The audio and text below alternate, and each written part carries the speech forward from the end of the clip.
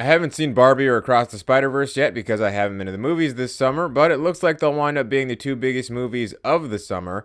I plan to see them both. I figure I'll like them both, but there's something that's starting to bum me out about a lot of the mainstream film and TV I've enjoyed as of late. As I understand it, Barbie is, in part at least, a satirical critique of the problematic aspects of the Barbie brand, brought to you by Mattel. And Spider-Verse prominently features Spider-Punk, an anti-corporate anarchist symbol brought to you by Sony. I promise I'm not doing the thing from the end of that one Matt Boers comic, but this will tie into medieval history later, so look out for that. A friend of mine who did see Barbie said at certain points she couldn't believe Mattel let them get away with that. And I've had that feeling myself recently about other stuff I watched, like that mockumentary episode of Atlanta about a Goofy movie that acknowledged the analysis of a goof, a very real essay from Goofy's creator, Art Babbitt, referring to Goofy as a half-wit, shiftless, good-natured colored boy, and a hick. Disney owns FX, they okayed all of that. There's another Disney property I like, Andor, that takes the revolutionary subtext of George Lucas's Star Wars. The good guys are the rebels. They're using asymmetric warfare against a highly organized empire. I think we call those guys terrorists today. When I did it, they were Viet Cong. Exactly. And makes it the text. Boots Riley's I'm a Virgo is like if the X-Men fought capitalism. Brought to you by Amazon. I see stuff like this, and sometimes it does feel like they're getting away with something, but the truth is that corporations don't really care if the content they deliver is directly villainizing them. And that makes me feel kind of trapped. In numerous feudal societies, there was the concept of jester's privilege. The idea that the court jester, the comedian, the entertainer, was free to cross lines and make insults and criticisms towards people in power that would have otherwise led to severe punishment. There were limitations to this, obviously. If you said something that went too far, you could be run out of town or beaten or killed. And there are limitations in modern times as well. Apple won't let villains use iPhones when their products are shown in TV and film.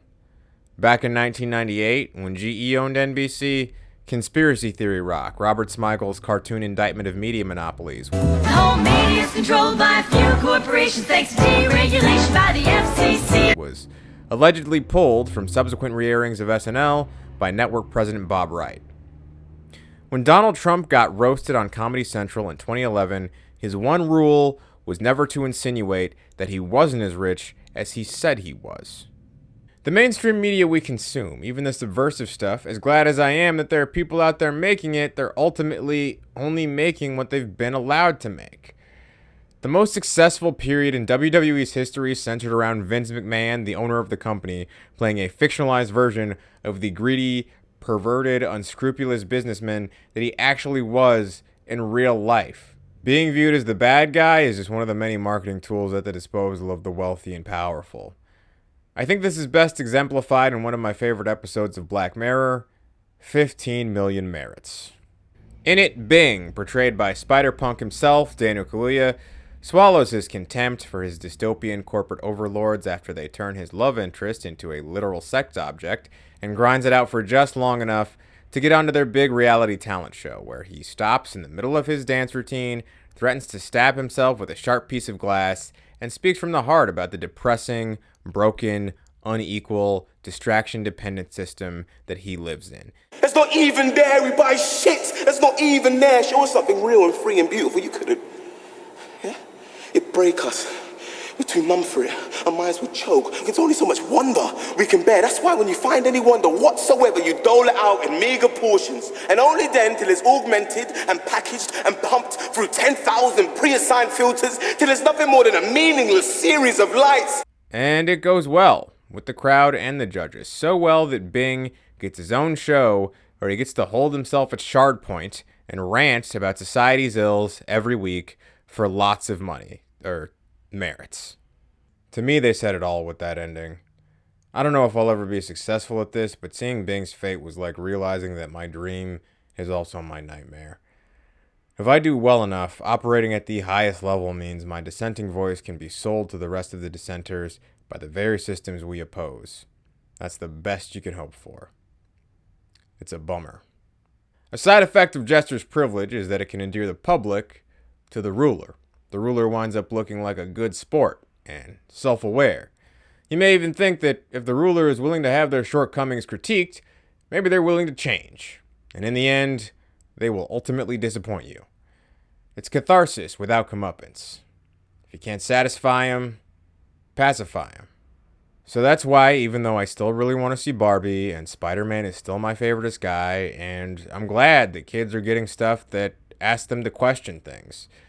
I know that both might make me feel this helplessness I've been feeling lately when I watch stuff like that museum scene in Black Panther. How do you think your ancestors got these? You think they paid a fair price? Or did they take it like they took everything else? Or that internship scene in Emily the Criminal. What I don't understand is how you feel so comfortable asking someone to work without pay.